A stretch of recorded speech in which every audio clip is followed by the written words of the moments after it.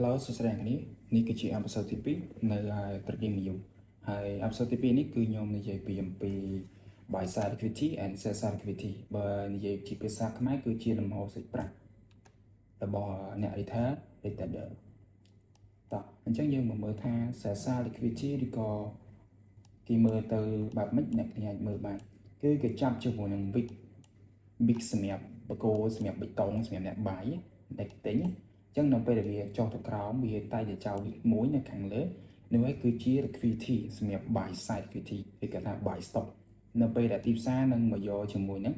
buy side liquidity នឹងមក clear យកសម្អាតនៃលំហូរសាច់ប្រាក់នឹងអស់ហើយទៅវានឹងបន្តធ្លាក់ទៅក្រោមទៀតដូចជា sell side liquidity គ្នាអ្នកគ្នាចាប់បានបើសិនជា week នេះវាវែងជាង week នេះចឹងកន្លែងនេះគឺជា sell side liquidity ហើយសម្រាប់បកគោពណ៌ក្រហមចឹងយើងចាប់ជាមួយនឹង sell side liquidity ឬក៏ថា sell stop ដែលថាឈប់បញ្ឈប់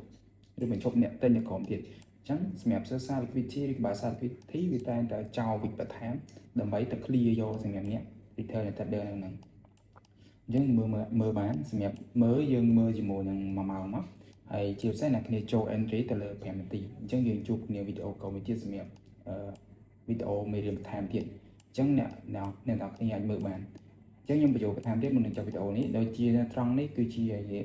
buy side liquidity ឬក៏ថា buy stop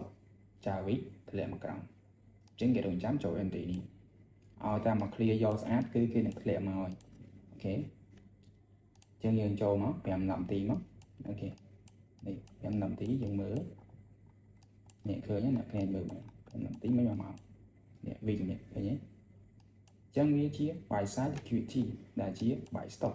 នៅពេលវាចាក់វិកចូលវាធ្លាក់ក្រោមហើយគេមើលថាមិនបានមាននៅតំបន់នេះឡើងទៅវិញមិនធ្លាក់ទៀតដោយសារនៅត្រង់នេះមានជាមួយនឹង IVG ដែលវាទប់នៅខាងនេះ IVG នេះទប់កុំឲ្យធ្លាក់ក្រោមទៀតអូខេចឹងនៅនេះគឺមាន IVG ចឹងមកថាទីផ្សារធ្លាក់មកបុក IVG ឡើងទៅលើវិញចឹងខ្ញុំនិយាយពីទៅនឹង buy side and sell side liquidity មានតែប៉ុណ្្នឹងនៅក្នុង ICT កំសុំជួបគ្នានៅវីដេអូក្រោយ